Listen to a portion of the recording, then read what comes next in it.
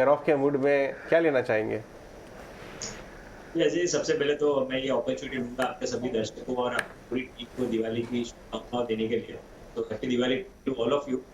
And जहाँ तक ये मार्केट का सवाल है, आई थिंक लास्ट 1 घंटे में मार्केट हायर लेवल से थोड़ा कूल ऑफ हुआ है। बट फिलहाल ऐसे कोई प्रॉब्लम्स नहीं नज़र आ रहे। जस्ट बिकॉज़ हमें ये भी देख लेना चाहिए कि मार्केट ऐसे नहीं है कि आज के एक सेशन में ही चला है।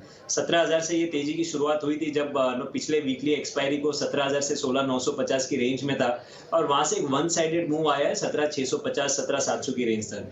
तो ऑफ कोर्स जब 600-700 पॉइंट की इतनी बड़ी तेज़ी बहुत ही शॉर्ट टर्म में होती है तो थोड़े उतार-चढ़ाव तो डेफिनिटली आते हैं क्योंकि ट्रेडर्स प्रॉफिट बुकिंग भी करते हैं। सो आई थिंक ये जस्ट एक रेगुलर प्रॉफिट बुकिंग है, कोई इंपॉर्टेंट लेवल्स ब्रेक नहीं हुए। 17,400 बहुत इंपॉर्टेंट सपोर्ट है। इवन आप ऑप्शंस के डेटा देखें तो 17,500 17,400 के पुट राइटिंग में पुट की पोजीशंस में अच्छा बिल्टअप है। सो आई थिंक ये जस्ट एक रेगुलर प्रॉफिट बुकिंग है और ये ट्रेंड आगे भी वापस कंटिन्यू रहेगा एक बार ये करेक्शन खत्म हो जाए तो बाय डिप्स की स्ट्रेटेजी रखिए और मे बी 17,500 400 की रेंज में आता है, थोड़ा सा और डिप मिलता है तो वहां पे फिर बाइंग के लिए रिस्क रिवॉर्ड रेशियो फेवरेबल बनेंगे।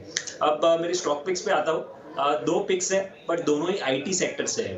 अब आउट परफॉर्म बैंकिंग कर रहा है लेकिन बैंकिंग ऑलरेडी चल चुका है। सो आई थिंक यहाँ पे नेक्स्ट लेग ऑफ अपमूव जो मार्केट में आएगा उसमें आईटी का पार्टिसिपेशन हो सकता है और इसका प्राइम रीजन है क्योंकि मैं अगर ग्लोबल मार्केट्स देखो, हमारा आईटी स्पेस जो है पिछले कुछ महीनों से बिल्कुल नेस्डेक को मिरर इमेज कर रहा है। जहां नेस्डेक में करेक्शन आ रहा है, हम इररिस्पेक्टिव ऑफ रिजल्ट्स आ रहे हैं, न्यूज आ रहे हैं, कुछ भी हो रहा है, लेकिन यहाँ पे आईटी स्टॉक्स में करेक्शन होता ही है।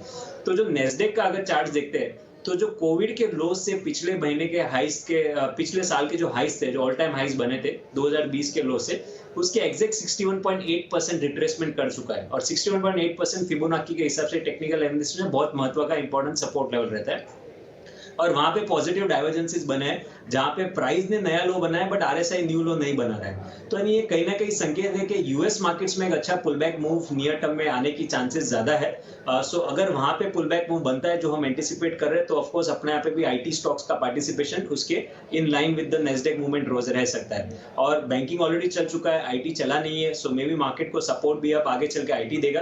तो दो स्टॉक से एक तो केपीआईटी टेक। अब देखिए irrespective of market move, IT के मूव्स के कारण भी लास्ट एक साल में जो आउट परफॉर्मेंस ये स्टॉक ने दिखाया है दूसरे आईटी स्टॉक से कंपेरेटिव में वो बहुत ही जबरदस्त है। और आज वॉल्यूम्स देखें, प्राइस अप मूव्स में अच्छे वॉल्यूम होते हैं बट डिक्लाइंस पे वॉल्यूम्स नहीं होते। सो आई थिंक ये क्लियर साइंस है कि आउट परफॉर्मेंस कंटिन्यू रहेगा। 655 के स्टॉप लॉस से 750 के टारगेट्स के लिए केपीआईटी टेक्नोलॉजीज खरीदारी करे। और सेकंड पिक रहेगा, ये प्रीएम्प्ट है ब्रेकआउट का, वो है टेक महिंद्रा।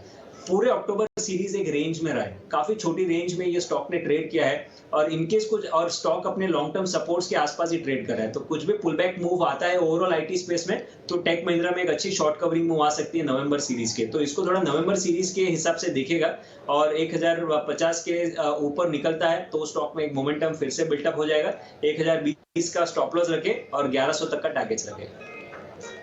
इस बीच हमारे साथ जुड़ चुके हैं ब्रजेश जी, बहुत बहुत शुक्रिया, थैंक यू वेरी मच आज समय देने के लिए। Happy Diwali sir. आप जरा बताएंगे आपकी आज की ट्रेडिंग कॉल्स या फिर मैं बोलूँगा क्लोजिंग कॉल्स कौन सी हैं? तो good afternoon to everyone. DP ji दो कॉल हैं, एक बाई साइड में और एक सेल साइड में है। जो पहली कॉल है वो एनएमडीसी है। Overall trend of the chart अगर हम देखें तो इसमें नेगेटिविटी बनी हुई है। तो 132.50 के आसपास में कॉल जनरेट हुई थी। इस समय शायद 131.25 है, मतलब ₹1 और गिरा हुआ है। तो मैं ये कहूँगा कि अगर 132 आता है तो वहाँ पर अब एक बार आप सेल कर सकते हैं ₹137 का स्टॉप लॉस लेके। जो टारगेट रहेगा वो 126 का रहेगा और पहला टारगेट है वो, और अगर उसके नीचे ट्रेड होता है तो फिर 123 का दूसरा टारगेट रहेगा। और जो दूसरी कॉल है वो बाई साइड में है, वो LTI है, लार्सन एंड टूब्रो इन्फोटेक करके है। ओवरऑल अगर हम daily time frame of the chart में अगर हम देखें तो हाई लोज फॉर्मेशन बना हुआ है, ट्रेंड लाइन ब्रेकआउट हुआ है, उसमें लगभग 4760 के आसपास में ट्रेड कर रहा है। तो मौजूदा स्तर या कोई डिप आता है तो उसमें आप बाइंग करें।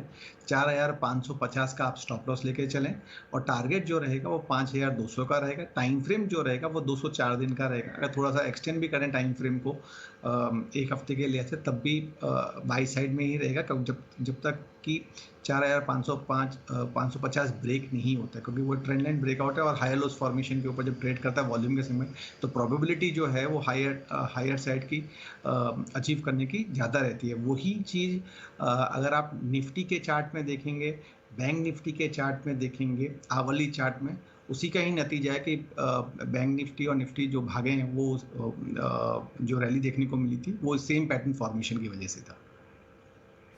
हमारे साथ